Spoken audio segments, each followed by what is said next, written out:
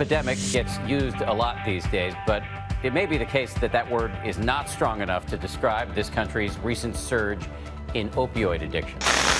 A new study out shows there may be gross underreporting of opioid-related deaths. Nearly a pound of fentanyl. Whoa.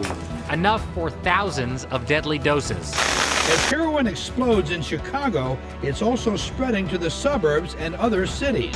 The first 4 months of 2020, EMS calls for opioid overdoses spiked 72% from the year before. Startling is how the DuPage County Coroner describes the number of deaths his office is seeing from opioids, in particular from a combination of heroin and fentanyl.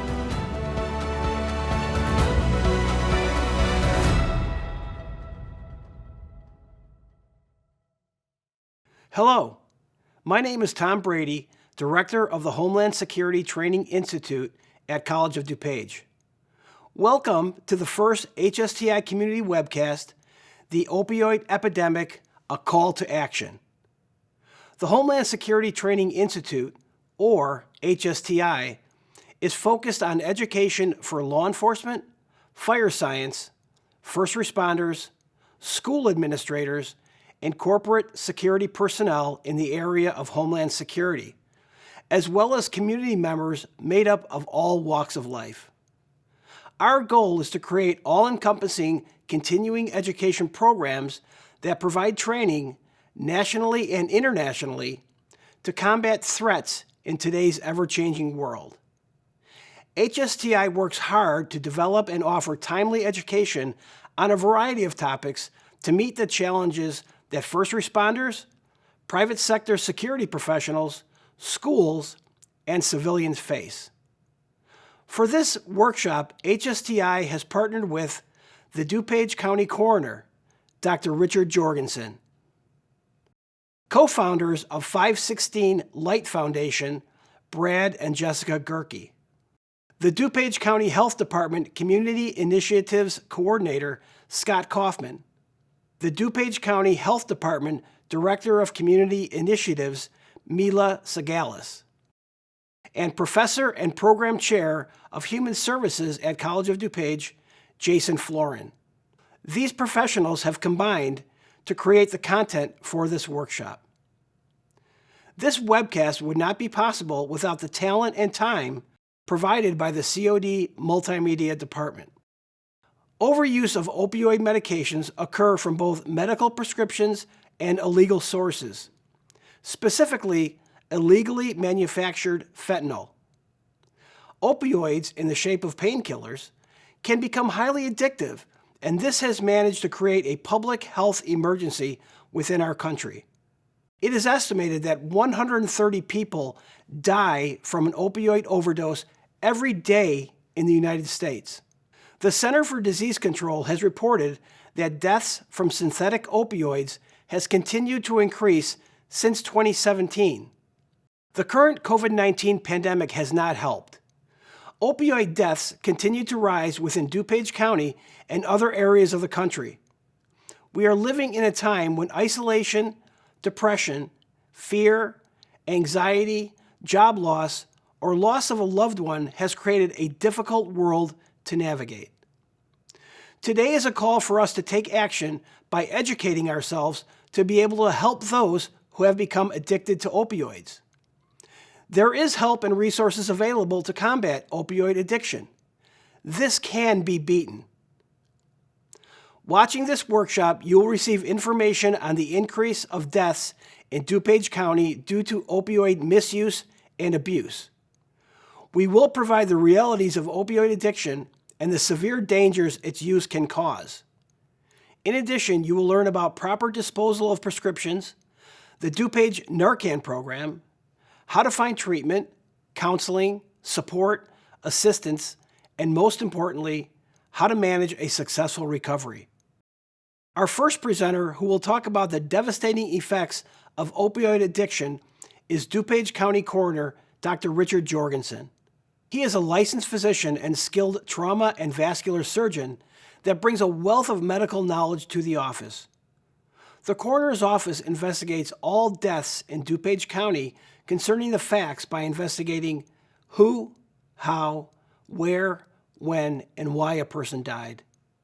The office seeks to provide care and justice for the deceased and for the family and friends of the deceased.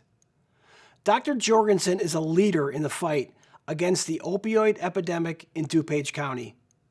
Now let's hear from Dr. Jorgensen. Hello, thank you for that nice introduction, Tom, but unfortunately we have a very serious topic to talk about today, the opioid crisis in America.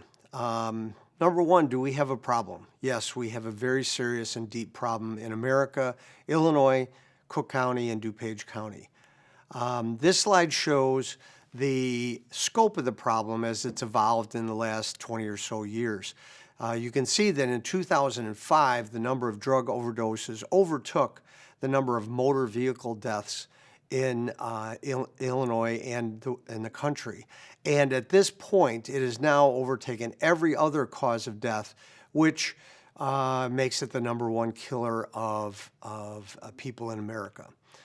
To give you a scope of this, the Vietnam Memorial has 58,000 names etched on it. Last year, 72,000 people died of overdoses in America, 49,000 just due to opioids. This is a slide of the deaths in DuPage County. And you can see that when I became coroner in 2012, there were about 38 to 40 deaths, and I found that to be an epidemic. But you can see that as of the last 3 years, we've had 96 and 95 deaths every year. So the scope of this problem is not improving. To tell you a little bit about the history of it, it all starts with this plant, the poppy plant. It's a beautiful little plant that then has a bulb that grows on it, and that bulb is scratched. And the sap that comes out of that bulb is opium. And opium has about 12% morphine in it. That sap is then scratched off and processed, and it becomes this drug that's been around for a long time. This has been found in Egyptian tombs. It's been known for thousands and thousands of years, and it is spread throughout the country and the world through trade. To try to combat the problem of opium, morphine was identified and invented. First identified by a German chemist, and it was found to be a very powerful painkiller. Today it is still used regularly. But it was hypothesized that by using morphine, we could stop people from being addicted to and using opium. We found that it was 10 times stronger than opium and has been widely used. One of the things that a lot of people don't know is that there are estimated 400,000 morphine addicts left the Civil War at the end due to the amount of pain and destruction of that war. It was used in a good way. It's still used as a major painkiller. And so that leads us to heroin. So when there were a lot of addicts from the Civil War, the Bayer Company, which is the same company that made aspirin and other great drugs that are still used today, actually synthesized and created heroin as a trade name drug to be used against the morphine addict. Here's an ad that shows a bottle of heroin that was sold over the counter. Here's another ad showing using heroin to cut your coughs. And unfortunately, it led to this. It led to our addiction to heroin at this point. When I was a kid, this was the type of heroin that was around. It was called black tar. It was very unrefined. It had to be used in a syringe and injected into the arms. But unfortunately, this is what we have today. We have refined heroin. It is very, very strong. And in the Chicagoland area, we've had refined heroin that is 95% pure. And the most important part about that is that it allows you to absorb the heroin by either smoking it or ingesting it or snorting it instead of injecting it. And it makes it much easier for the user to use the heroin. What are the effects of this? Short term, causes you to be sleepy and euphoric. The long term is addiction. It's highly addictive. Here's a chart showing all of the illicit drugs, and you can see in the right upper hand corner that heroin is off the chart as being the most physically harmful and the most addictive drug out there. So the prescription drug epidemic is the next phase that we had here. And how did we get to this point? the most important thing is pain is the fifth pathway and the very highly refined heroin that we have. In 1995, the American Pain Society coined the slogan, "Pain is the fifth vital sign." And they were trying to say that all people, when they're treated in hospitals and ERs, should be free of pain or minimally having pain. That led us to drugs such as OxyContin. I would like to just point out that this drug is one of the most addictive drugs that is out there and has been sold to us and to the medical community as being non-addictive and very, very safe to use. This family, the Sackler family, is the sole owner of OxyContin and have sold it around the world as being some kind of great drug for pain, and in fact has killed more people than probably any other war. This family just signed in 2007, they settled a $600 million lawsuit with the federal government, and they just signed a plea agreement to give $3 billion back to the communities who have been affected by their addictive medicines. So why are opioids so available, and why is opioid overuse and abuse? First of all, there's so much production. As I talked about, like the OxyContin family, they just create tons and tons of these pills. There's a vast treatment in the pain treatment policy in that our doctors and our emergency rooms and such are using more and more pain medicines with the philosophy that pain should be avoided at all costs. And that has led to this idea that pain is the fifth vital sign. And then lastly, misinformation about opioid pharmacology and physiology. These drugs have been out there being touted to doctors as being non-addictive, and in reality, they're highly addictive.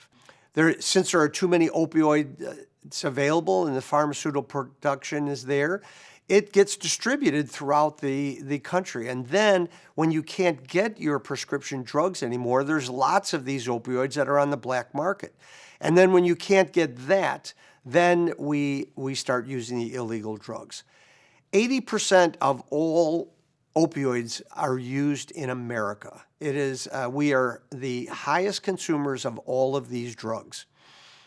In the country, you can see that what's called the Ohio riverbed and down in the Mississippi is the highest area where these purple areas are. To give you an idea of what the demographics look like in DuPage County, here's 2013 when I became coroner. You can see that about 3/4 of the deaths are males.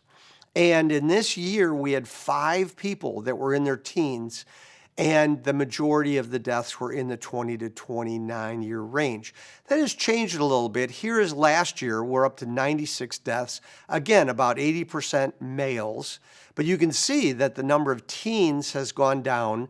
The number of 20s is not the highest number, but the 30-year-old and 40-year-old age ranges has increased, and we're not really quite sure why this is the case. But now the drugs of choice has gone away from heroin to fentanyl. And fentanyl has emerged as the #1 drugs out on the street. It is a medical drug, and it's used in a lot of medical cases, but unfortunately has become the synthetic drug out there. It is 100 times stronger than morphine, and it is currently flooding the market in the Chicagoland. Fentanyl analogs are very important to know about, and we call them designer fentanyls or so. There's about 50 to 60 designer fentanyls that are just one atom different than the normal fentanyl molecule. And what's important about this is it changes the potency of it. And I'd like to just talk about one, carfentanil. Carfentanil is 100 times stronger than fentanyl, which is 100 times stronger than morphine, which means that this drug is 10,000 times stronger than morphine, and it's currently available on the street, and it's been found in DuPage County. It was actually synthesized to knock down an elephant at a zoo. Deceptive packaging has become very important. We've had a number of cases, people who die thinking that they're taking OxyContin or some other drug, and it's actually fentanyl being sold deceptively. So that's something important to know about.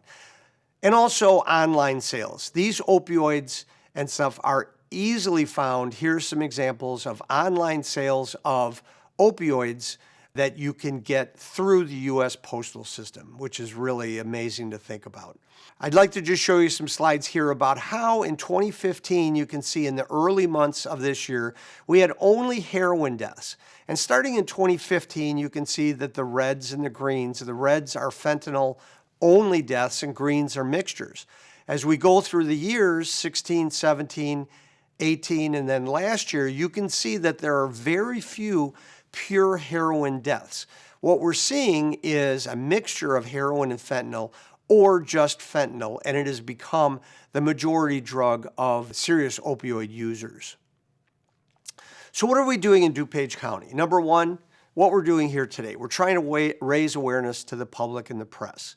We're trying to address school education issues. We're really trying to get into junior highs, high schools. We're trying to change our mental thoughts about drug addiction. As opposed to just treating it as a crime, we're trying to treat it as a medical disease. We're trying to help the people like Brad and Jessica Gerke who have recovered from this addiction and are now living healthy lives and productive lives again. We do have strong law enforcement against the dealers. We do not want the dealers who are selling drugs to be out there selling drugs to our kids and our public. And we have strong prosecution for those dealers. In DuPage County, we have a strong RX box program. The HOPE, which is the Heroin Opioid Prevention Education Task Force. And we have recently gotten a $1.1 million grant to try to fight this epidemic by either using more education in our schools and such to give more treatment and to try to identify what's causing these deaths. Lastly, the DuPage Narcan Program, which I will talk about. The DuPage Narcan project was started in 2013, which first responders said, we are coming to homes and people are dying and we can't do anything about it. So we started this program where we educated and gave the drugs of naloxone or Narcan, which is the antidote for opioids, to our first responders. So far, we've trained over 6,000 police officers, and at this point, we have had over 750 lives saved, and we had over 207 lives saved just in 2019. This is, again, the slide that I showed you earlier about the actual deaths that we've had in DuPage County. Superimposed here in red are the number of saves that the Narcan project has done. You can see that if those people weren't saved by our first responders going out in the field and using naloxone or Narcan, this is what our slides would look like in the number of deaths in DuPage County. Quite a difference. Again, the DuPage RX Box program, which is where you can drop off your drugs that you're not using. There's 19 locations, and mainly in police departments, also Walgreens and CVS's. And this is a slide of the number of drugs that have been thrown in the garbage, safely thrown in the garbage, as of today. 50 tons of product at this point. So what can we do? Number one, we have to be aware this is a real problem. It is in all ages, municipalities, and all socioeconomic data. It is not due to one ethnic group or the other. It is not due to the rich kids or the poor kids. It's completely in DuPage County in all strata. Be understanding. This is a disease, and we can treat people that have this disease and they can become productive citizens again. We need to be progressive. We need to think outside the box. Drug court is an example of that. Our Narcan program, opioid-free ERs and convenient cares, where you go to the convenient care and you don't expect to have major narcotics given to you. And lastly, you as a citizen are a strong advocate. Use your bully pulpit. Tell this story wherever you are. Tell the story of the people that we know that are dying and that we know that are being, their lives are being ruined by this epidemic, and do what you can to help tell this story. I thank you very much for your time, and I appreciate this course and this ability for us to get the message out. Thank you very much. Thank you, Dr. Jorgensen, for your insight. Next, we have Brad and Jessica Gerke. Brad has struggled with many different addictions, from alcohol to heroin, for over a decade. After getting sober on September 14th of 2010, he found purpose and passion in helping other addicts and their families. Jessica also struggled with addiction and started her journey to recovery in 2009. Jessica's path led her to work with several foundations as an advocate for those who struggle with addiction. They both continue to be heavily involved with the local recovery community, advocating for those in need of resources. Together, they are co-founders of the 516 Light Foundation 501c3, speak publicly at community forums, facilitates family events, and present at local high schools and colleges where they provide information, education, and resources on addiction and recovery. Here's Brad and Jessica. Thanks, Tom. Jessica and I are going to be talking about the destruction and devastation of addiction and how we came to happiness and serenity of sobriety. You know, I am a brother, a son, a friend, a husband, and an employee. I never thought when I would grow up I would be a heroin addict. Statistically, I should not be alive today. You know, when I was growing up, I didn't have any crazy trauma growing up. I didn't have any devastating things happening. In fact, I had a very good childhood and upbringing. My parents are happily married. I went to school. I have an older sister. And we were a great, loving family. I didn't have any warning signs that I would become an alcoholic or heroin addict or just really addicted to anything and everything I can get my hands on. But I will say, ever since my earliest memory, I never felt like I was a part of. I never felt like I got the joke. I never felt like I was smart enough, and I never felt like I can achieve my goals. So therefore, I really didn't set any. When I was growing up and going through high school, me and a couple of friends started using a little bit heavier drugs and alcohol. We would start partying on the weekends to the weekdays. You know, I remember us telling each other that we would be able to stop anytime that we wanted to, and yet the progression continued to escalate. I found myself not going to school as much. I found myself losing self-interest in things. I found myself losing interest in really just life in general, except for seeking that next drug and alcohol. See, when I was stone cold sober, I always felt like I was restless, irritable, discontent. I had shame, guilt, remorse. And once I first started drinking and drugging, I started to feel the sense of ease and comfort that it gave me. I started to feel like I was part of. I started to feel like I got the joke and I can attain and accomplish anything. So drugs and alcohol were doing for me what I could not do for myself. Nobody ever told me that it would turn around and destroy my life and lead me to homelessness, going in and out of jails, being a prey to misery and depression, not knowing how to ask for help, not wanting help, but knowing that I needed something more than the life that I was living. I want to say this, you know, if you're struggling with drugs and alcohol, reach out before it gets too late. See, for me in my journey and my story, as heroin escalated in my story, it led me to cheating, stealing, manipulating, doing anything and everything I could for that drug. Now, once again, this is the kid that wanted to be a professional snowboarder or skater or soccer player. And here I am, living in my car, trying to scrape 2 pennies together to get my next fix. No words can describe the loneliness and despair that I was living in. The constant battle of waking up in the morning, trying to just scrape together some money so I can go ahead and get my sick off. See, when I didn't have heroin in my system, I felt like I had a severe flu. My body wouldn't stop shaking. I had trembles all over. My skin would crawl. I could not sleep. I would throw up. It was the most uncomfortable that I've ever felt.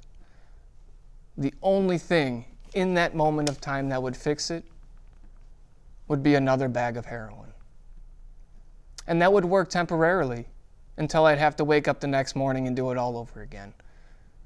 As my life continued to go further down the spiral, so did my relationships with my family and my friends. I found myself to be a lone wolf.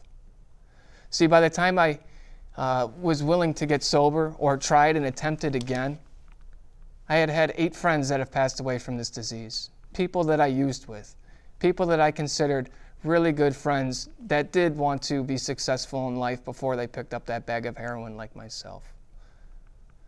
You know, I don't want to get too much into what it was like at this point, but Jessica, if you can relate, that would be wonderful. Thank you, Brad, and thank you for sharing your story.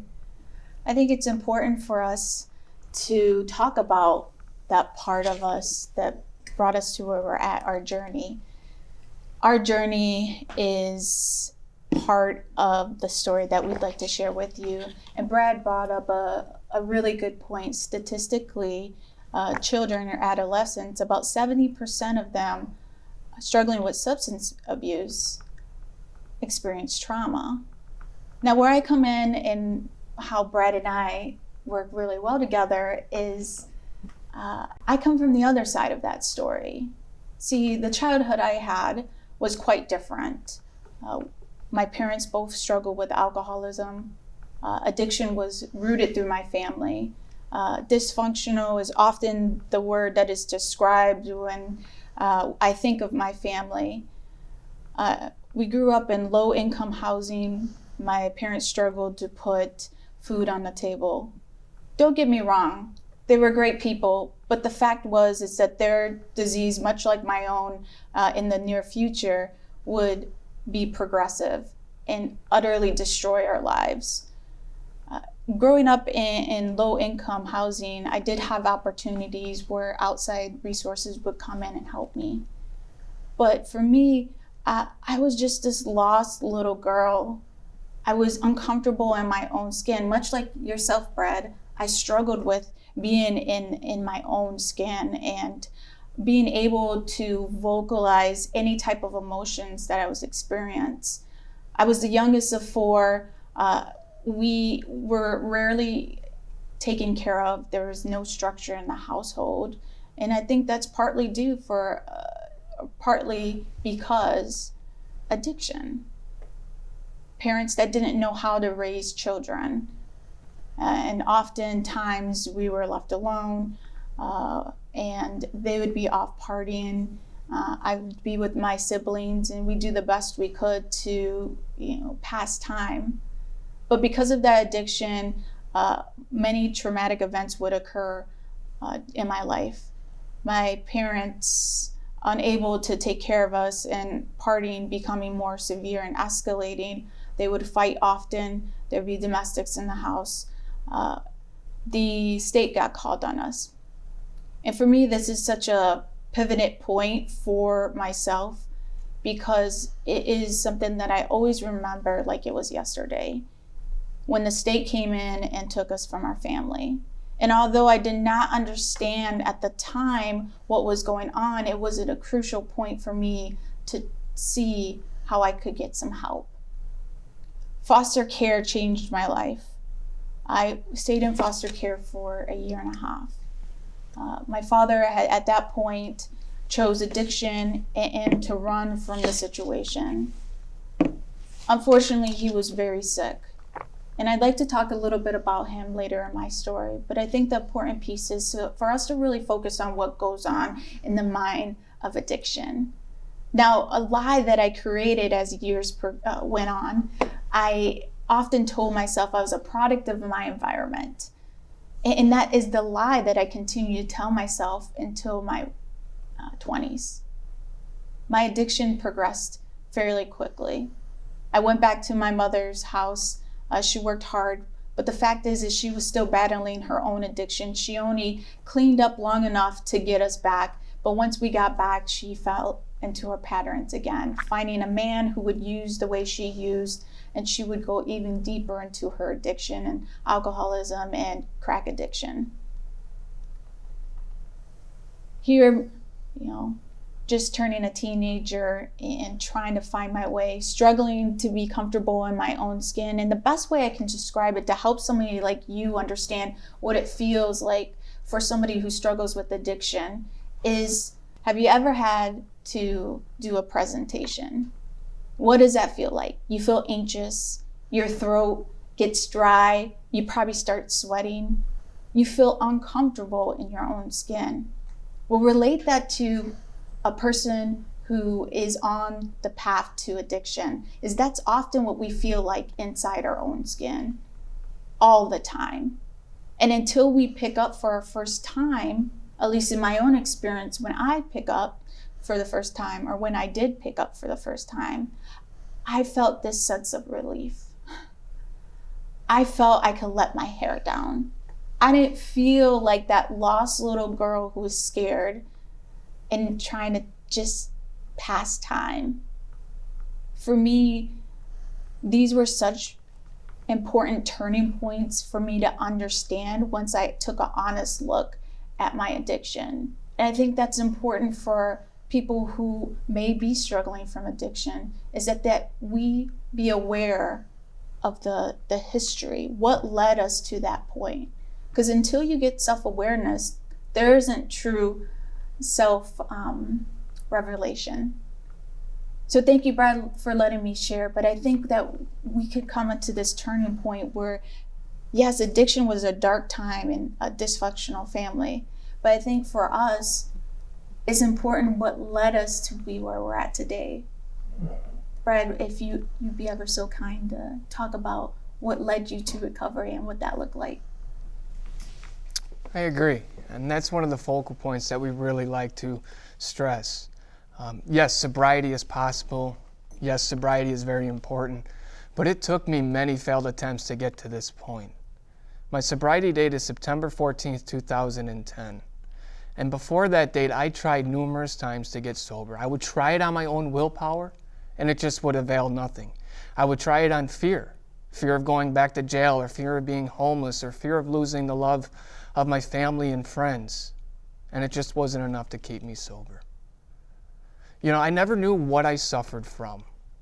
I knew that I was an alcoholic. I knew that I was a drug addict. I knew that I would put needles in my arm and smoke crack cocaine, but I did not know what I suffered from. One thing that really struck home with me is understanding my disease of addiction. Once I put something into my body, whether that be alcohol, heroin, crack cocaine, my body physically craves more of the same. It is beyond my mental control to stop. So I guess the simple answer would be, well, Brad, just stop using. There was many of times I wanted to stop using. You could have given me a lie detector test and asked me, Brad, do you ever want to use again? I would say, by golly, no, with tears. And I would pass with flying colors. Later on that day, I would be on my way to the west side, going to pick up heroin, putting a needle in my arm, asking myself, how did this happen again?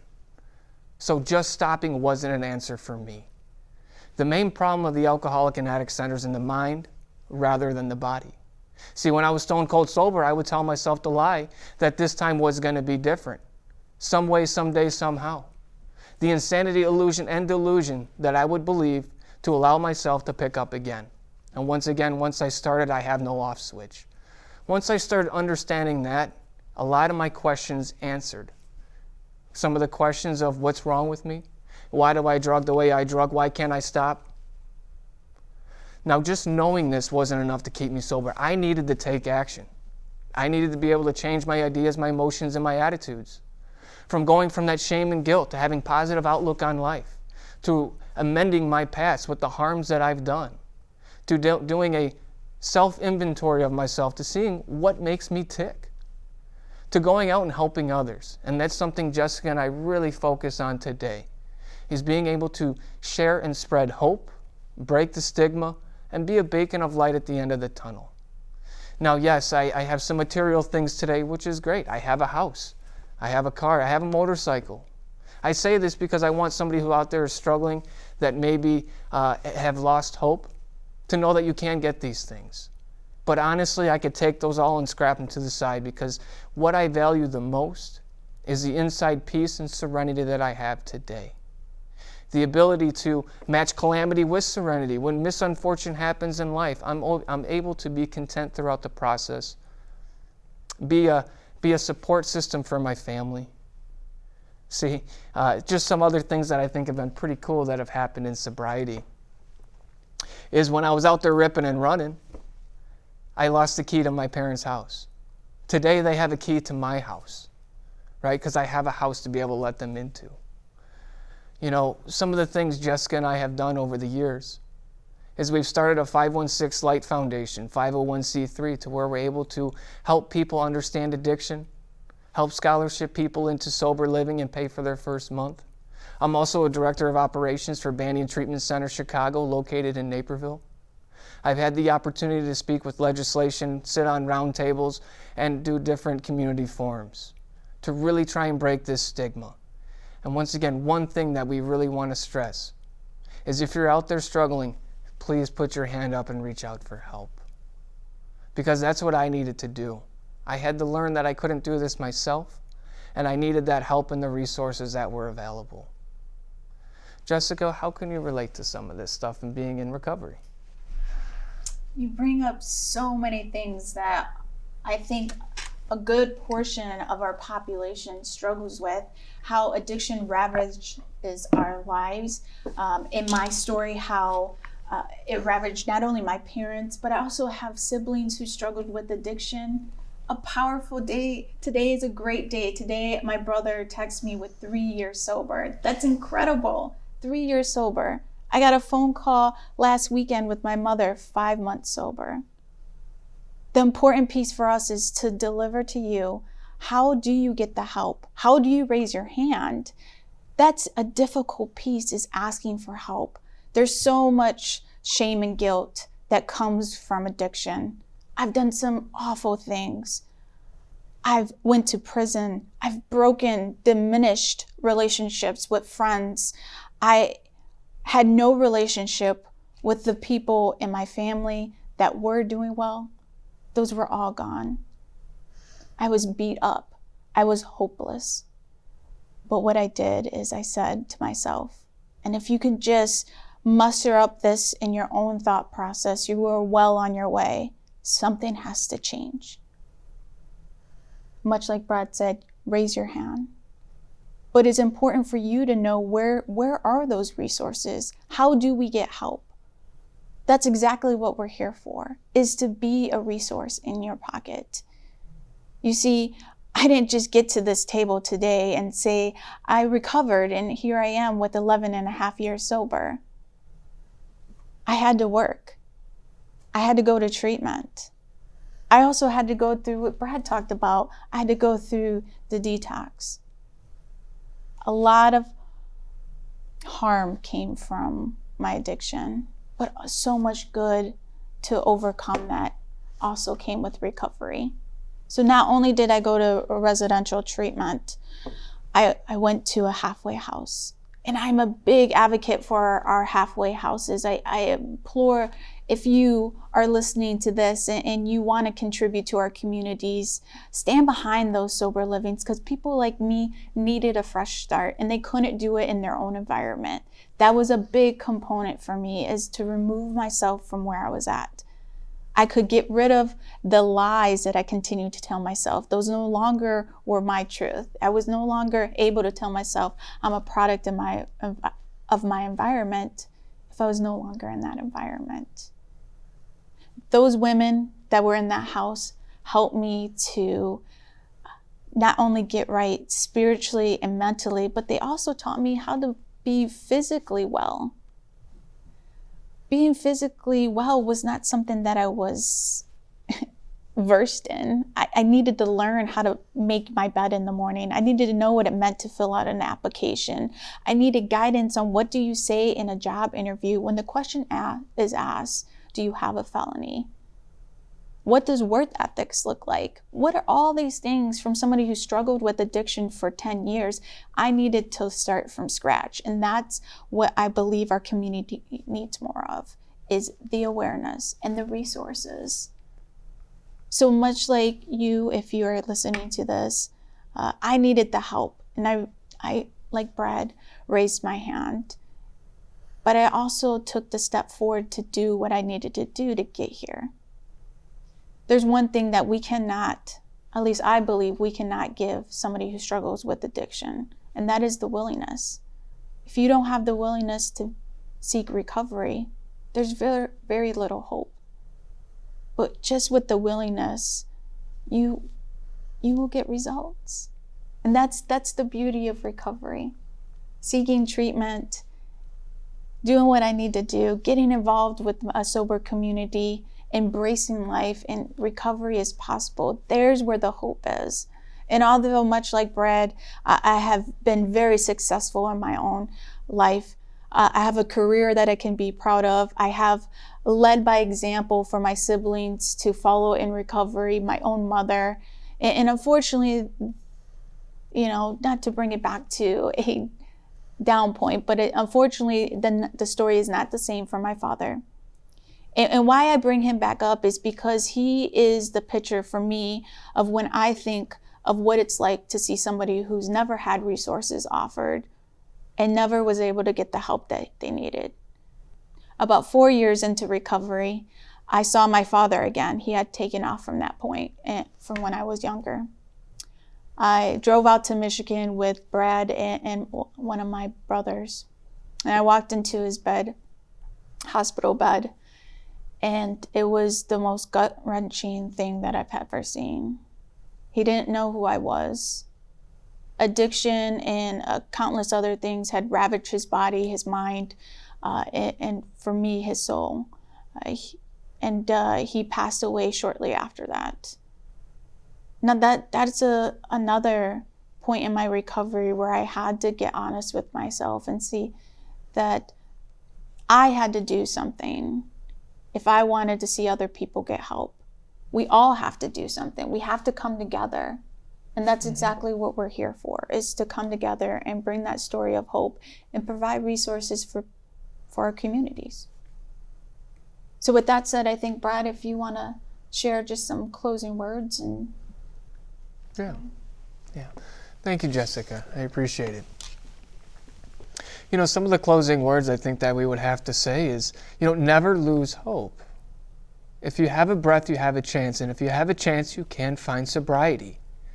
And if you have a family member out there that's struggling with addiction and alcoholism, there's resources out there for you as well. You don't have to be living in turmoil, wondering if your child is alive or dead, if they're in jail, if they're out there using drugs and alcohol, or if they're sober.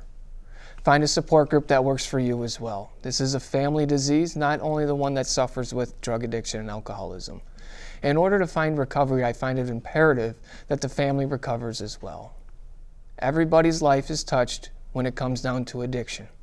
So let's make it all unified, inclusive, never exclusive, and find that sobriety.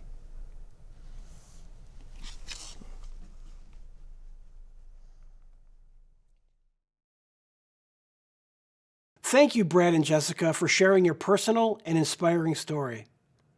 Our next presenter is Scott Kaufman.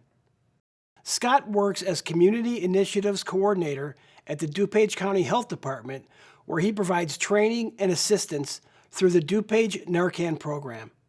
He also supports a variety of initiatives related to behavioral health and justice through the county's Behavioral Health Collaborative. Thanks, Tom. Now we're going to run through what it means to actually use Narcan in order to reverse an opioid overdose. To start off, let's just take a look at what the opioid problem looks like here in DuPage County. Now on this slide you can see these green dots, which are increasing each year. Those are Narcan saves, which means that a person had an overdose, they received Narcan, and then were brought back and they survived the situation. This is great. We're happy to see those green dots. However, you'll also see next to that a variety of different colors. The navy blue indicates deaths caused purely by using heroin. The gray lines indicate someone who dies just from using fentanyl. And red is a combination of both heroin and fentanyl. Finally, the lighter blue is showing a death from an opioid prescription. Now you'll notice that as time goes on, we're seeing fewer and fewer heroin deaths.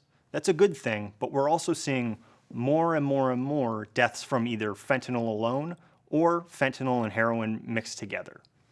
These are the trends that we're seeing as the opioid problem begins to and continues to take hold here in DuPage County. Here you can see the demographics of people that have received Narcan through the DuPage Narcan Program. Now, I want to caution that this is purely information on people that Narcan has been used on through this program.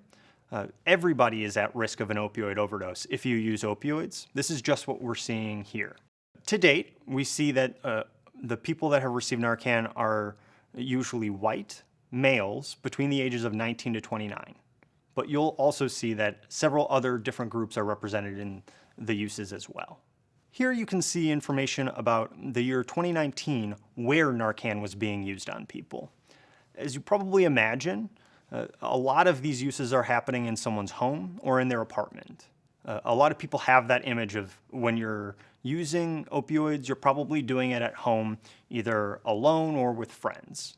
However, you might be surprised to see that we also have a lot of uses outside of people's homes, at motels, at businesses and bathrooms, at parks, in the parking lot, on the streets. All of these different locations are places that we have seen overdoses happen here in DuPage County. That's why it's always important to remember. If you see somebody who's acting funny, or in this case, not reacting at all, you have the power to save that person's life by reacting and acting immediately. Now, it's important to know that the only way to guarantee that you'll never have an opioid overdose is to never use an opioid in the first place. However, this just isn't a reality for a lot of people that have opioid use disorders. For those people, if they experience an opioid overdose, the most proven medication in order to reverse that and bring them back is naloxone. Naloxone has been around for decades. It's been proven safe and effective. It does not have any effect on people who are not experiencing an opioid overdose. Now, this is a double-edged sword. Unfortunately, if you're having an overdose from alcohol or cocaine or something that isn't an opioid, it won't help the situation, but it won't hurt it either. So, if you have any reason to believe that the person is overdosing from either opioids alone or opioids mixed with other substances, use Narcan because it will react to whatever portion of the overdose is related to an opioid. Now, overdose deaths can be prevented and have been prevented here in DuPage County by both first responders, like police officers and firefighters, but also lay people, families, friends, co-workers. We have seen people save lives here in DuPage County because they were equipped with Narcan and the knowledge about how to use it. It's also important to remember that people with substance use disorders realize that it isn't something that they want to be doing, but it can take a long time to break out of that. On average, it can take about 9 years and 4 episodes of care, trips to the ER, or going to rehab, in order to break out of that cycle before people are able to enter into recovery. What's important to know is that by using Narcan, you are giving them a chance to break out of that. And even if they do unfortunately use opioids again, maybe that will be the time that they're able to break out of that cycle and enter long-term recovery. Most importantly, you should know that using Narcan can save lives. The Illinois Public Act naloxone law helps people when they use Narcan to be protected against any fear of liability. You cannot be held legally liable if you use Narcan in good faith because you are trying to save someone's life and you're acting as a good Samaritan. There is no legal recourse that somebody can use in the unfortunate event that by using Narcan, the person still wasn't brought back out of their overdose. It is always a good idea to use Narcan if you think there's any reason that it might work. Here you can see a diagram showing different receptors in the brain, opioid receptors. The screw here is the receptor, and the dark blue ovals are opioids. Now, typically they would bind to that opioid receptor, but here you can see the lighter blue cloud, that's naloxone.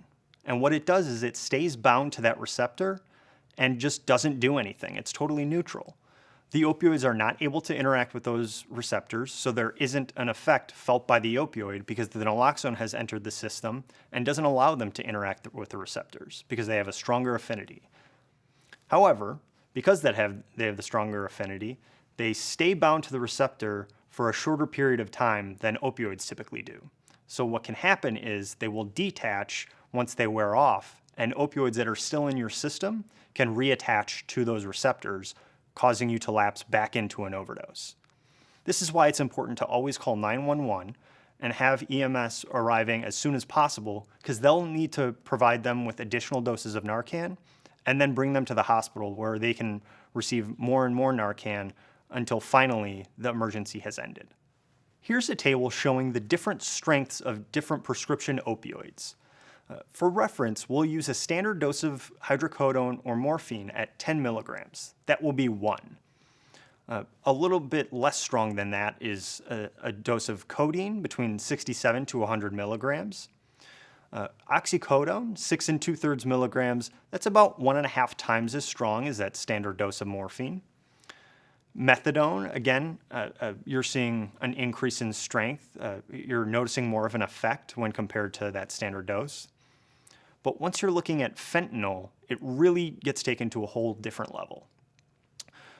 For instance, 1/10 of a milligram can cause anywhere from 50 to 100 times the effect that a standard dose of hydrocodone would cause somebody. This means that depending on which fentanyl it is, somebody can be having essentially 50 to 100 doses of hydrocodone experienced by their body at one time. And that's just 1/10 of a milligram. Here on this diagram, you can see 2 milligrams of fentanyl.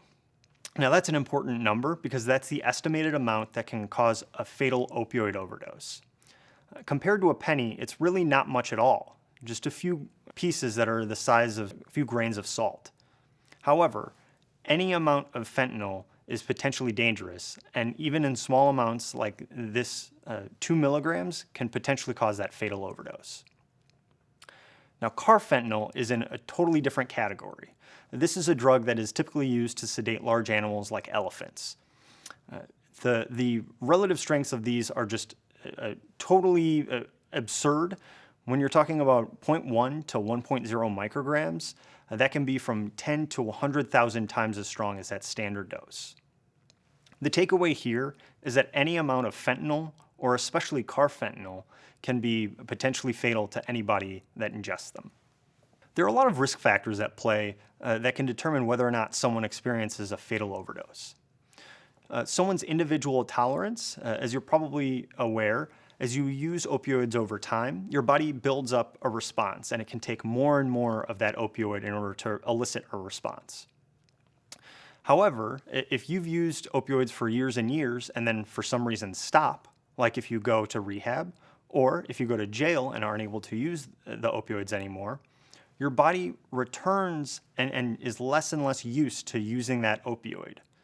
Unfortunately, once you leave either rehab or you're in recovery or you're leaving jail, if you relapse, this can cause your body to have an increased risk of an overdose because your body just isn't used to that opioid anymore. Even if you use the same amount of that opioid that you used your entire life, you could be at risk for an overdose because your body just isn't used to that. Now, mixing substances is something that's fairly common. That means using opioids in conjunction with cocaine, alcohol, anything else that isn't an opioid can have competing effects on the body. What this does is these competing effects greatly increase the different stresses that are being put on your body, leading to an increased risk of an overdose yet again. Someone that's in poor physical health is at an increased risk because they may not be able to have their body respond in the way that a typical body would in order to pump blood and give oxygen. Other things like a previous experience with an opioid overdose or someone that uses alone, again, at an increased risk. Finally, I want to touch on the fact that street drugs, you really don't know what's in the heroin that you might be picking up. Even if you go to the same dealer that you've been going to for years, you get the same amount, that dealer might change suppliers.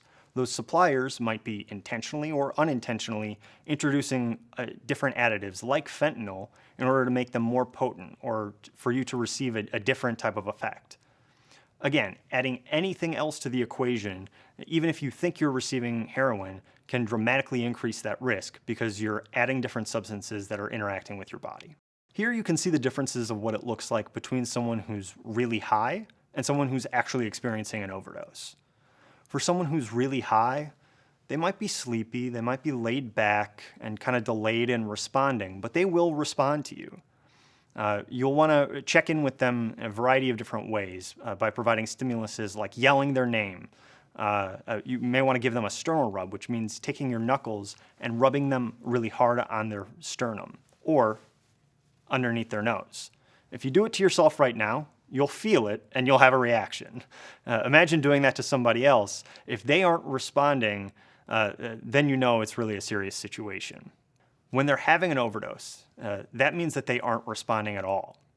You can yell their name, you can give them that sternal rub, but they aren't responding. They're just laying there.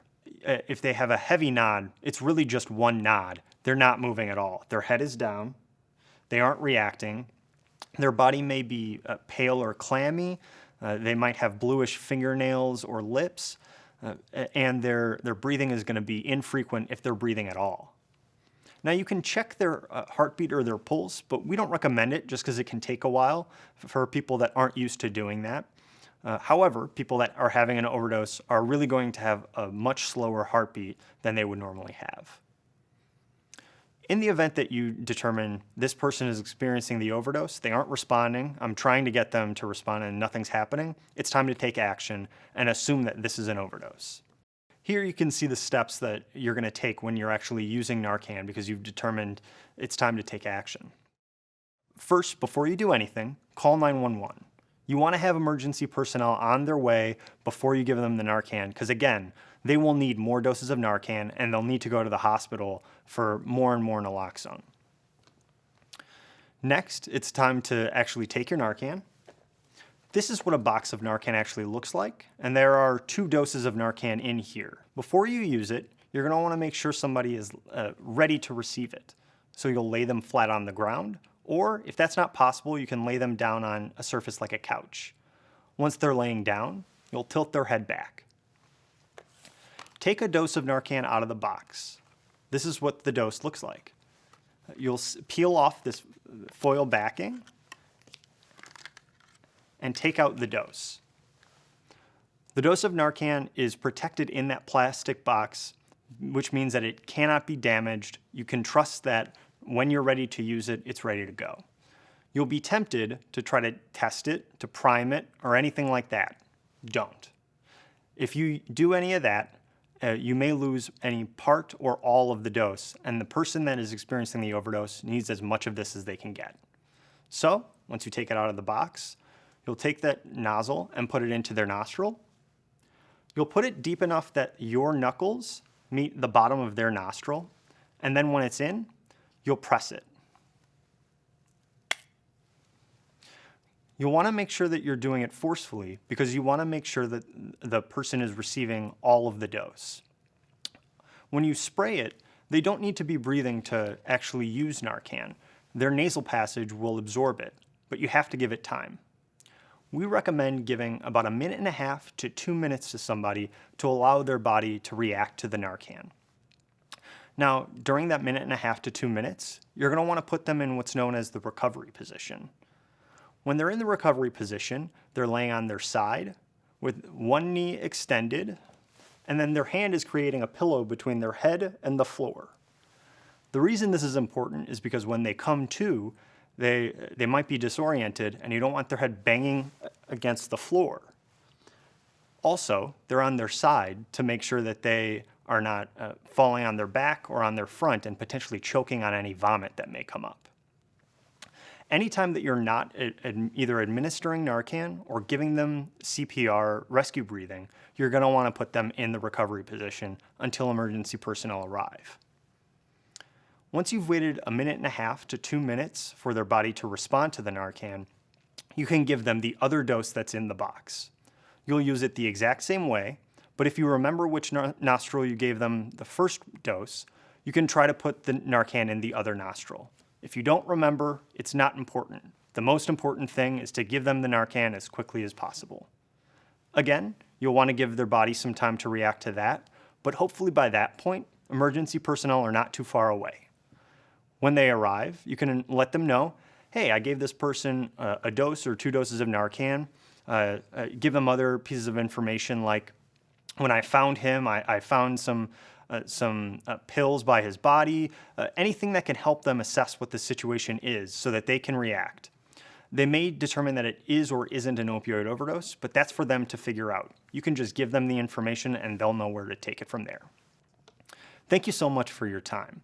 If you've got any questions about the DuPage Narcan program or how to use Narcan, feel free to reach out to us at dnp@dupagehealth.org. We'll respond to you when we get a moment, and we're happy to answer any questions that you may have. Thank you.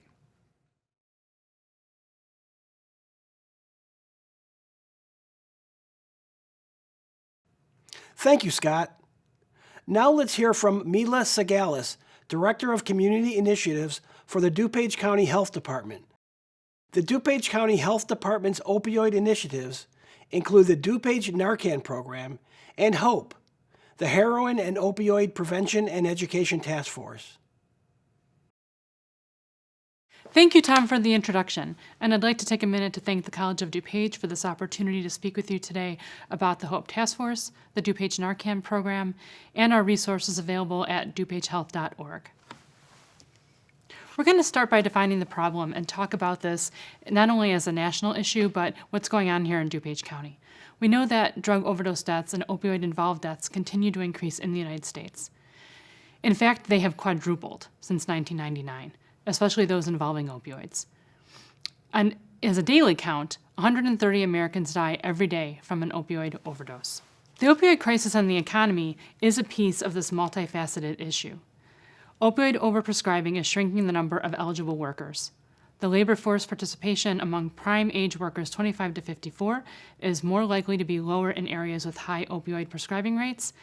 This group has been hardest hit by the opioid epidemic.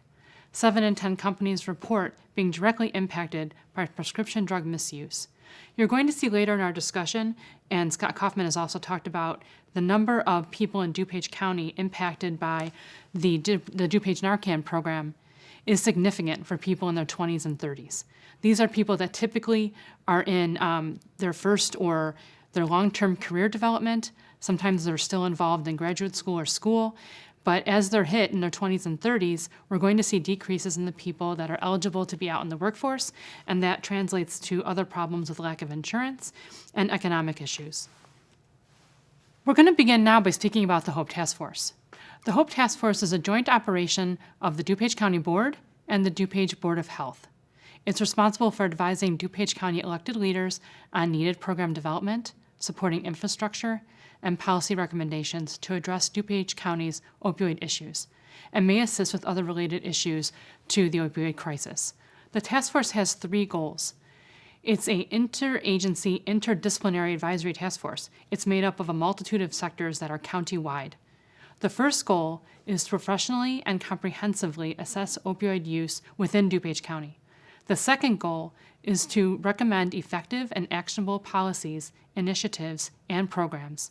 And lastly, the third goal is to measure success from desired programs and initiative benchmarks and deliverables. We're going to talk about some of the HOPE Task Force projects later on in this presentation, but these 3 goals are where we focus our efforts. The task force is made up of a membership that represents multiple sectors across the county. It's led by Dr. Lanny Wilson of the Board of Health and member Greg Hart of the County Board. You'll see on the screen that we have a large representation from law enforcement, including our state's attorney, our sheriff's office, our chiefs of police. We also have participation from our DuPage fire chiefs. We have prevention folks. We have the Regional Office of Education. We have representation from mayors and managers, the courts, and a number of community members and treatment providers that give us a very well-rounded perspective on these issues and help us advance the strategies and the goals of the HOPE Task Force. The HOPE Task Force is focused on 5 major areas, so we call this our framework for success. You can see the first one there is to reduce access to drugs. The second one is to reduce opiate and opioid use and misuse. The third one is to increase opioid overdose response.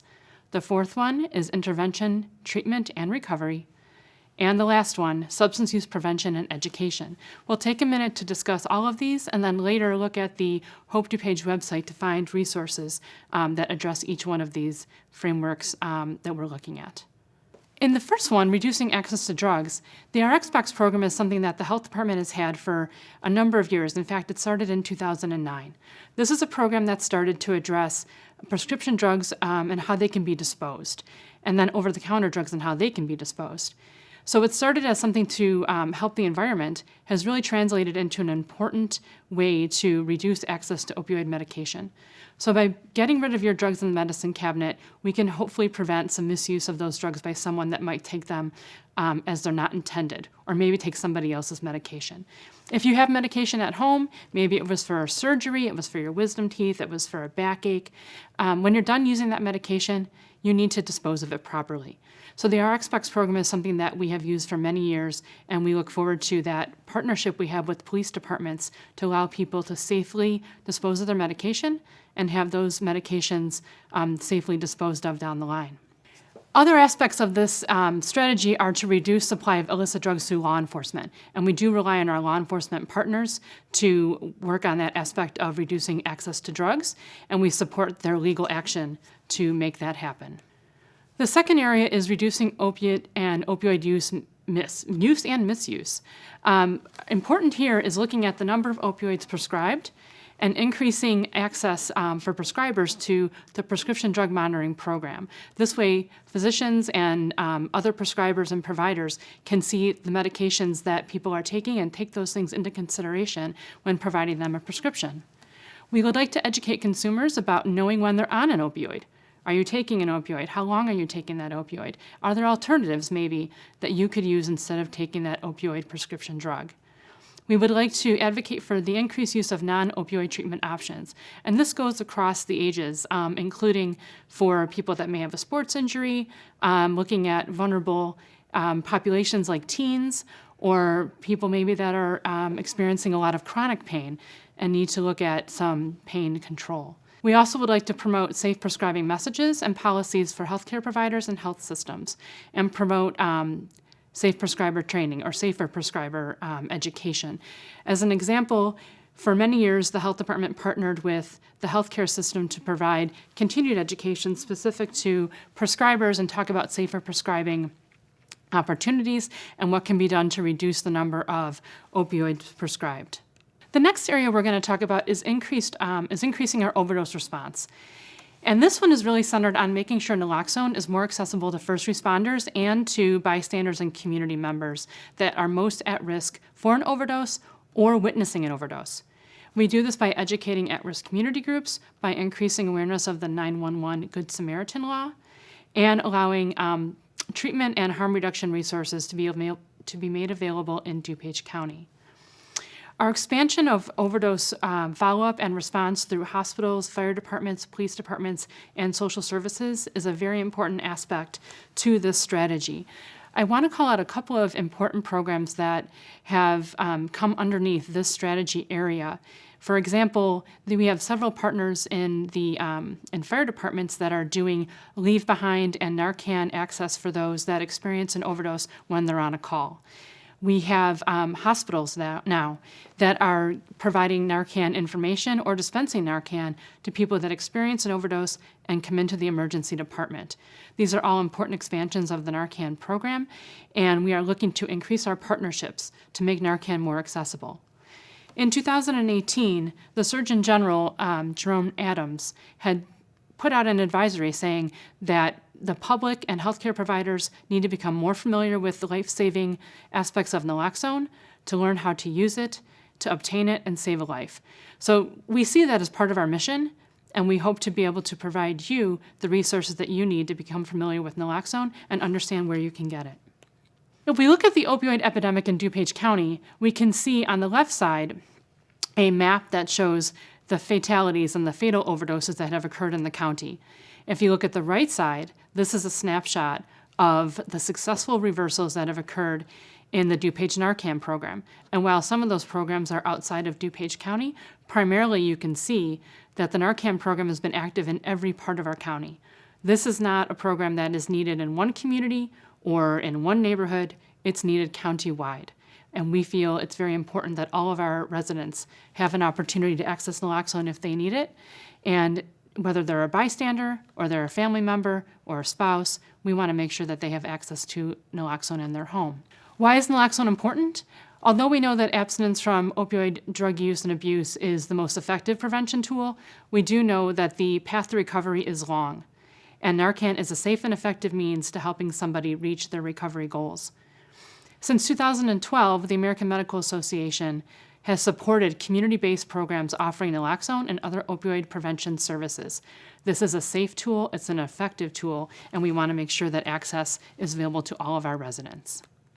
In summary, the DuPage Narcan program has trained, at this point, over 6,000 participants. We have 84 program sites, and our program expansion, although it began with law enforcement, it has expanded to non-law enforcement partners, including libraries, park districts, community members, and social services.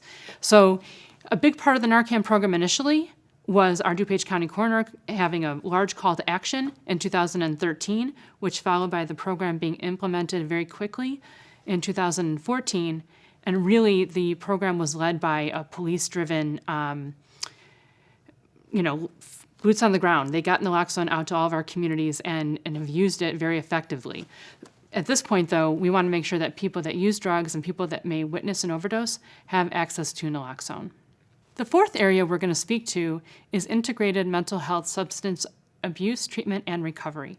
So you'll see there we have 6 objectives that we're looking at. And this area is something that increasing treatment community capacity is one of our main goals. There's a lot of reasons why we don't have enough treatment in DuPage County, but it's very important that we have a coordinated system where criminal justice partners, healthcare providers, people that are looking for medication-assisted treatment can come together and provide a system of recovery and treatment in our county. We promote the integration of mental health and substance abuse treatment, and we would like to support job training and workforce development for people, not only to support them in recovery, but to keep them employed and also have their insurance be a big part of their goals. We have a couple of programs that are going on in this area, and we're very excited about them. The DuPage County Health Department, in partnership with the DuPage Correctional Center, is working together to bring medication-assisted treatment to the Correctional Center. That's a fairly new program, but it's going strong.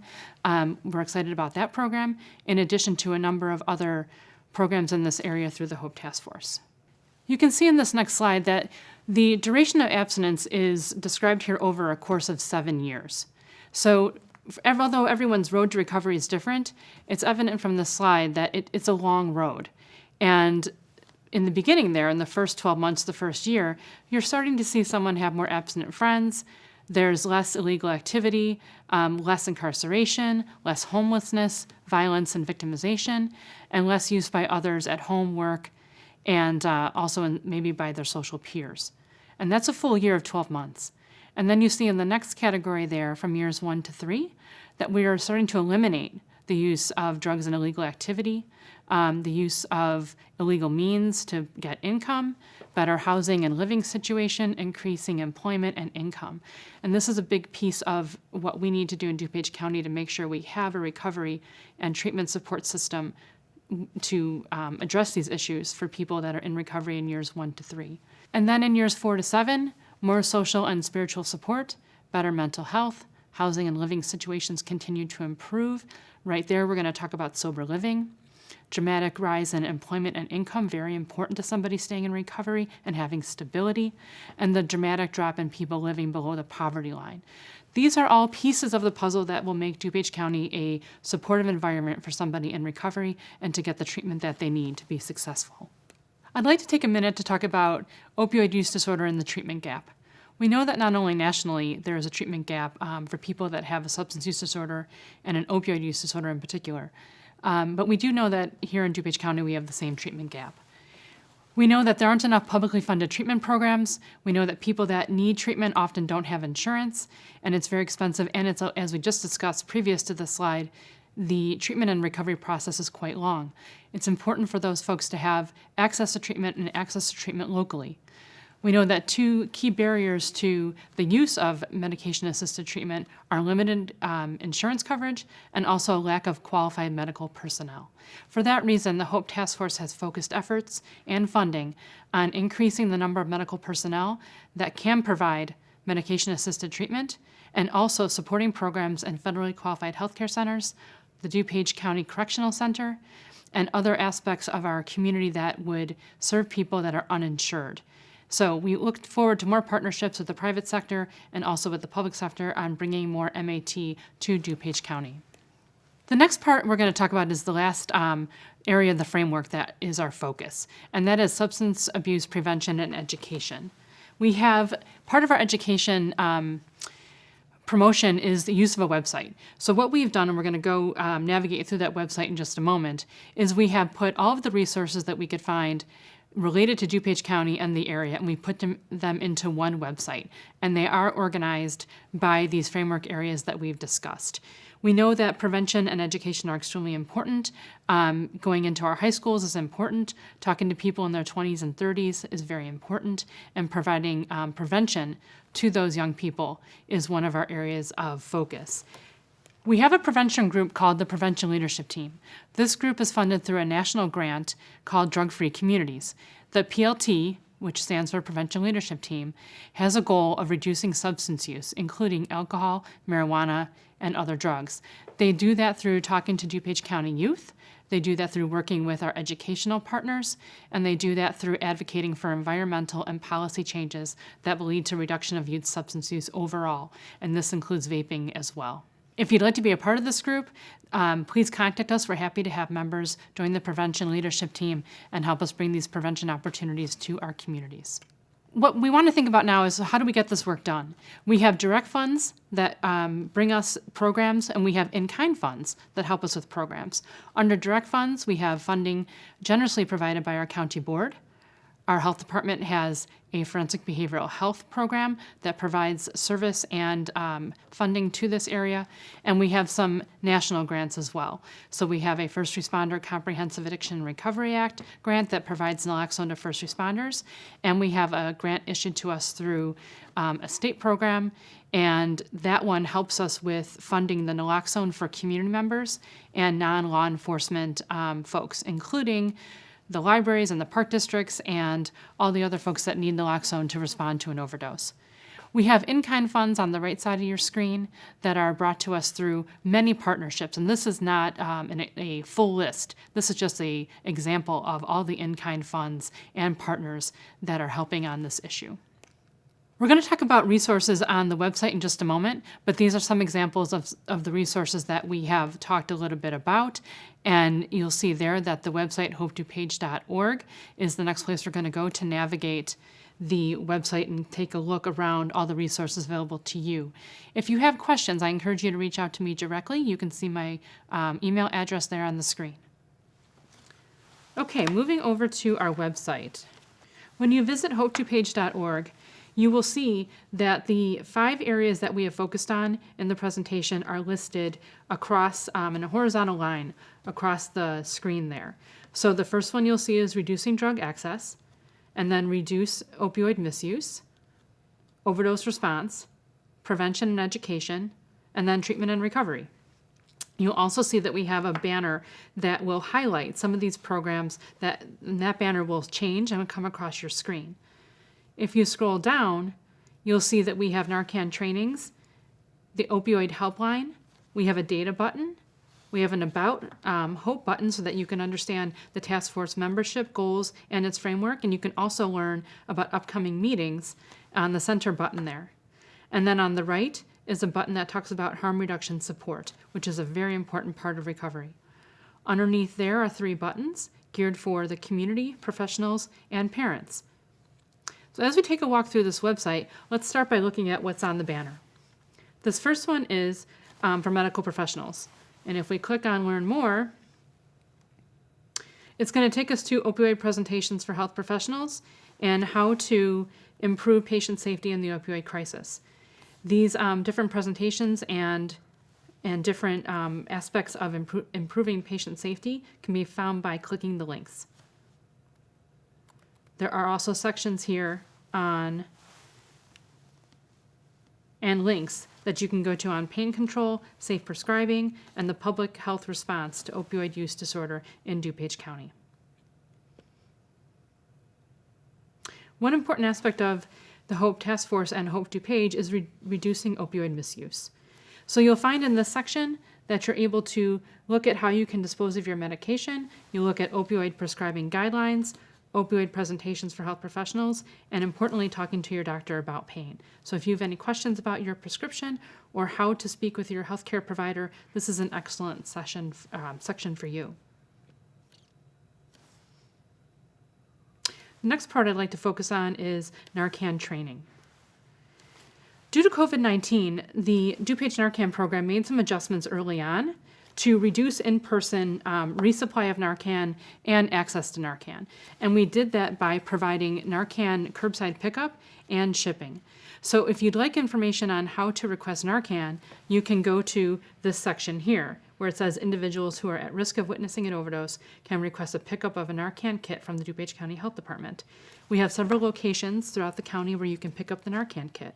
If you'd like to have it mailed to you, there's also a link underneath that where you could have it mailed to you. We decided to address training through a virtual platform here on the website.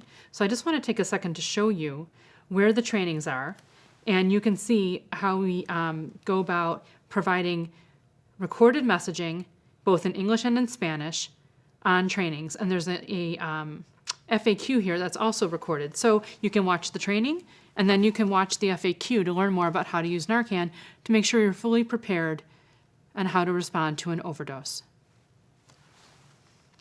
Moving on to prevention and education, you'll see here that we have a number of resources for how education is important and why it matters. We also want to talk about reducing stigma. This is a very important part of all of these framework strategies. We need to use the right language and reduce stigma for people that are suffering from substance use disorder and opioid use disorder. This is really important. Underneath that, there's information about joining that prevention leadership team that we spoke of earlier, and there's school resources as well. The last bucket is the treatment and recovery area. So if you're looking for information on family support groups, if you're looking for information on treatment and recovery, on the left-hand side of this screen, you'll see several options for that. I'd like to point out, as we close, that the Illinois Opioid Helpline is a free resource that is available 24/7, 365 days a year. As we move into the holidays, I just want to make sure that people know that if you're experiencing questions, if you feel you need to talk to someone about a substance use disorder, doesn't have to be opioids, you can reach out to this helpline. There's a text feature, there's a web-based feature, and there's also a phone line. We definitely want people to take advantage of this. The purpose of the helpline is to help connect people to not only naloxone, but also to treatment, and talk to them about how they can find the right treatment for them. So please visit the helpline website if that's something that would be helpful to you. If you're more comfortable using the telephone, there's a phone number right here. And if you're looking for a chat feature, that is also on the website. Thank you for your attention to all these strategies that we have in DuPage County to address the opioid crisis. If you have any questions, please reach out to me at the email address provided there on the screen. And thanks once again to Tom and the College of DuPage for allowing us to present today. Thank you, Mila. Our last presenter is Jason Florin.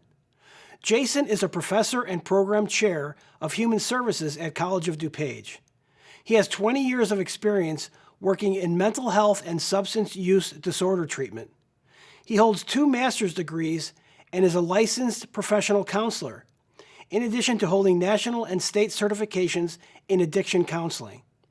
Lastly, he is the co-author of the soon-to-be-published open access textbook, Foundations of Addiction Studies. Hi there, everyone. Thank you very much for taking the time to watch my presentation today. Today, I'm going to be talking about pathways to recovery. And in particular, I want to focus on taking those all-important first steps in the path toward healing from opioid use disorder and opioid addiction. So I want to explore with you some of the ways people might do that. So I just want to start off by asking a really simple question, which is, when you're feeling sick and you're not feeling well, what are the things that you do to start to get better and to start to heal yourself? So if you think about what some of those things might be, for example, do you go to see a professional? Maybe you go see a doctor or a physician's assistant, and that's a great first step in the process. You go to somebody who has skills and training in that area. Maybe you do some tests. Maybe you're getting prescribed medication. But in some way you're reaching out to somebody who's an expert in that area, can diagnose and figure out what's going on, so you can start on the path toward feeling better. And then another thing you might do would be taking better care of yourself. So maybe you start to eat better, maybe you get more rest and just generally take care of your body, get more sleep. But again, you're taking an important step toward getting your body healthy and doing something to actively get better. How about this one? Taking medication. I think that's something a lot of people do when they're not feeling well, whether that's something the doctor prescribed or maybe it's something you got over the counter. You take some sort of medication to treat those symptoms and again, start to get yourself healthier and feeling better. And here's one you might not think about as much, but maybe you reach out to other people and you actually tell somebody you're not feeling well. Because even by doing that, you might already start to feel a little bit better just by letting other people know, hey, I'm not at 100% right now. So maybe that's coworkers, maybe it's friends, or maybe it's loved ones. And just letting them know you're under the weather so they kind of understand what's going on. Maybe they can empathize with you, cut you a little slack and maybe make up for some of the work you might be missing. But they'll understand what's going on and you'll probably feel better just by reaching out to them. So I'm sure there are dozens of other ideas that you might have and other remedies that you've used or you know that people have used to try to get themselves healthy. And all of those are completely valid. I want you to keep some of those in mind as we move forward because I think it's going to be relevant in the next part of the presentation coming up. That also takes me to a really important point that I want to make as kind of an overarching theme here, which is that there's no wrong way for you to get right. When things are off and you're not feeling your best, any of those steps you take are good steps. And maybe the biggest takeaway I want you to get from the presentation today is that any help you get is good help. There isn't one right way to do things. There's all kinds of options or paths that you can take. Just like when people are feeling sick, there's lots of different ways that they can get better. The same thing relates to opioid addiction, opioid use disorder. There's all kinds of options, and we're going to explore some of those here in just a minute. So I just want to take a brief minute, kind of an aside here, provide you a little quick overview, quick history of the drug heroin. So yes, it's true that the Bayer company actually commercialized this drug. It was a legal and very prescribed drug in the late 1800s. It had been invented by scientists a couple of decades earlier. But Bayer, who of course became famous for aspirin and many other drugs and is still around today, they figured out a way to commercialize this drug and be very successful with it. So you could go to your doctor and say you were having a cough or just feeling under the weather, and you could walk out with a heroin prescription the same day. They were also using it to treat morphine addiction, which was becoming a bigger problem in the United States at that time. And it turns out heroin was very effective at getting people off of morphine. Unfortunately, it's a much stronger, more potent drug than morphine. And so it didn't take long for doctors and other people to realize that this was a drug that we were having a lot of problems with, and that addiction was becoming rampant in the early 1900s because people could very easily get a hold of this drug. So this was over 100 years ago, but you can look and see over our history here in the United States that we've had many waves of opioid problems and heroin addiction, other opioids. So this is certainly not the first time we've gone through this. It is a very bad problem in the United States right now, and one we certainly need to continue addressing. But if you look back at the history, we've gone through these cycles before. Now, in particular, I want to point out to you, in that early part of the 1900s, so again, over 100 years ago, there was this doctor in Florida named Charles Terry. And he was really an interesting guy. He was going out on the street, interviewing people who were struggling with addiction and doing these evaluations and assessments to kind of figure out what was going on. And he interviewed hundreds of people with addiction to try to get a sense of what the problem was. And he came back with two really important conclusions at that time. Number one is that society already had a big stigma around drug use.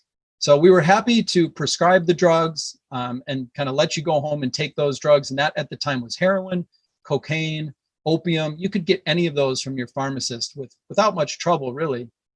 But if you had any kind of drug problem or addiction, if you were struggling with homelessness or unemployment, then we tended to look down on you and point the finger at you and look at you as weak-willed or maybe immoral.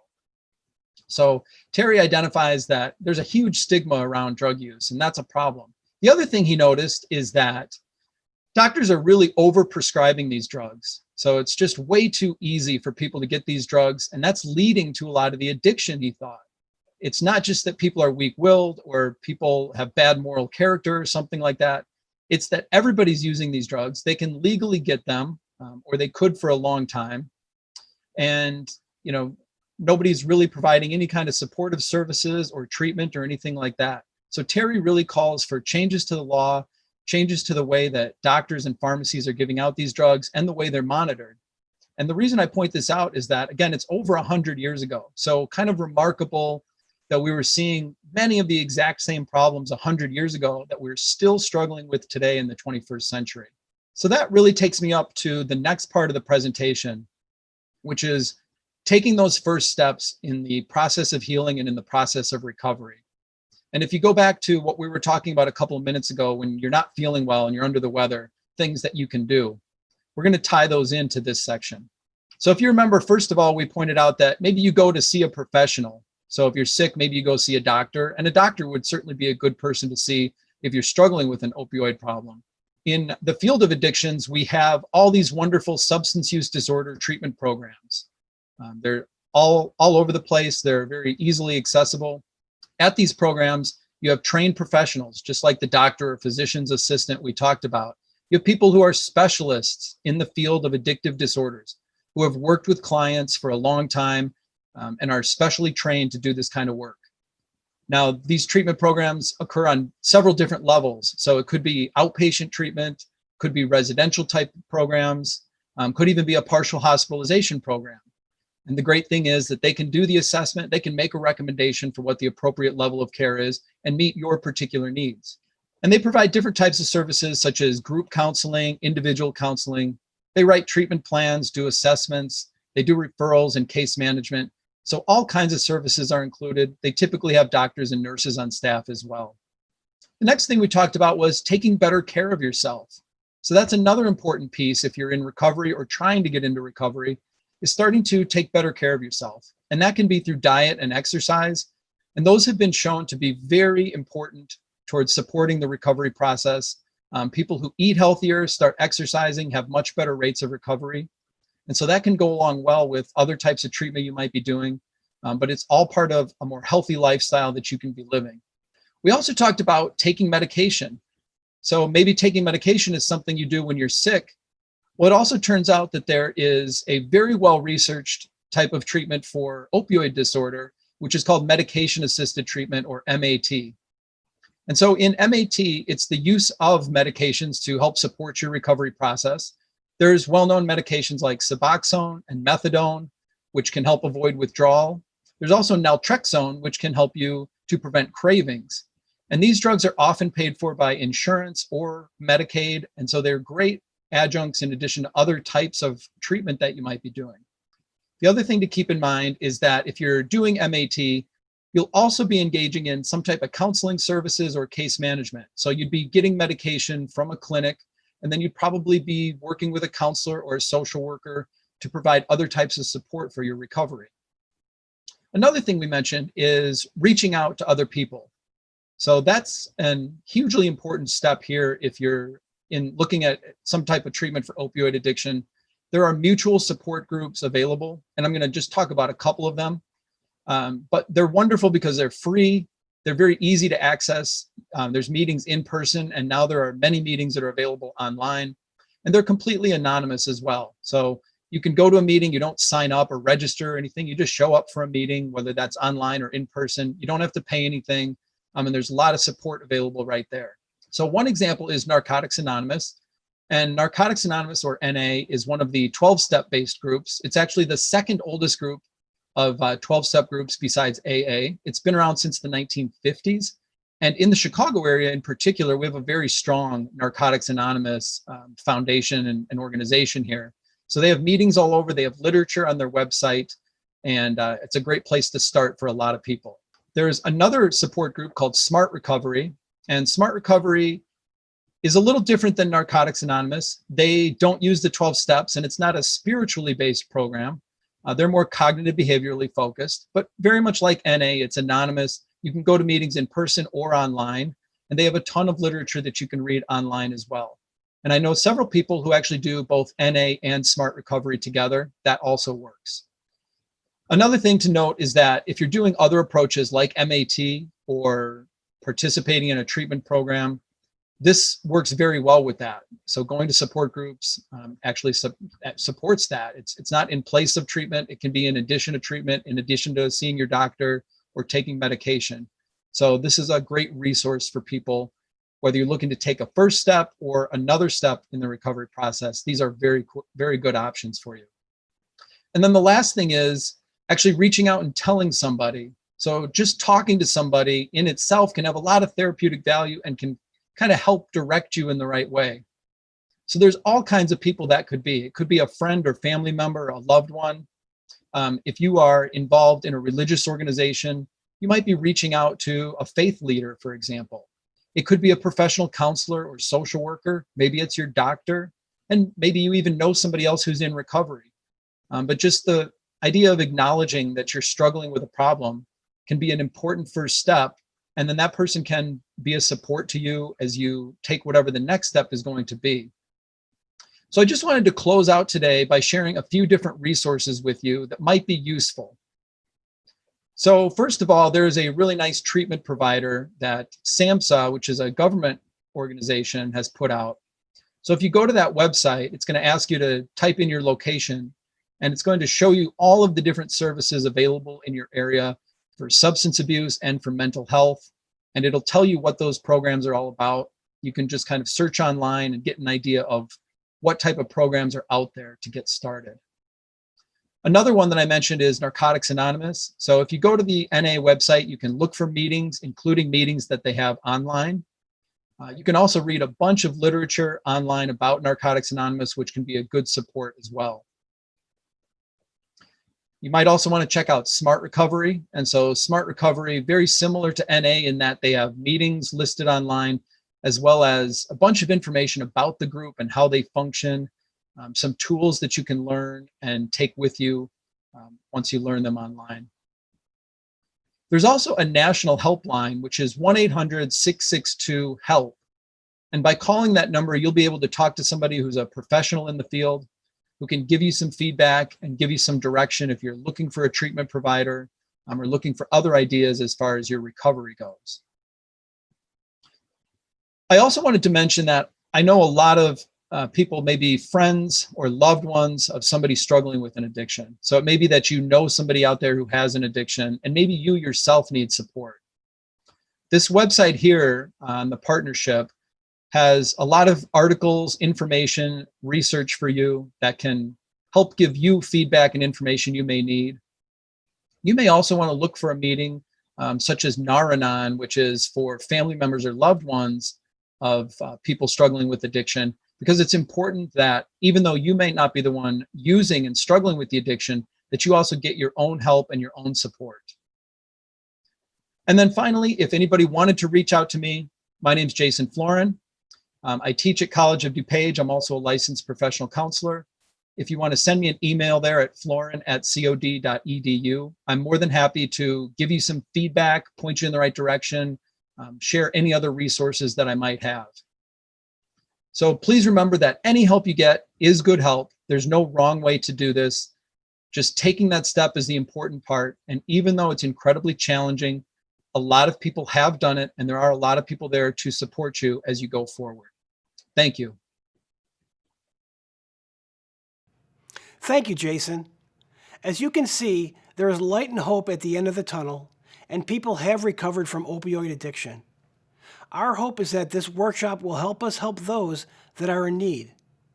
Let's educate ourselves on opioid addiction and understand the resources that are available today to help. Thank you for viewing this HSTI Community Workshop. We hope you found it informative and helpful. If you need additional help or support, visit the HSTI website at cod.edu/HSTI and click on Community Workshops. If you have topics you would like us to cover, please email us at hsti@cod.edu. We hope to see you again in one of our future community workshops. Thank you and stay safe.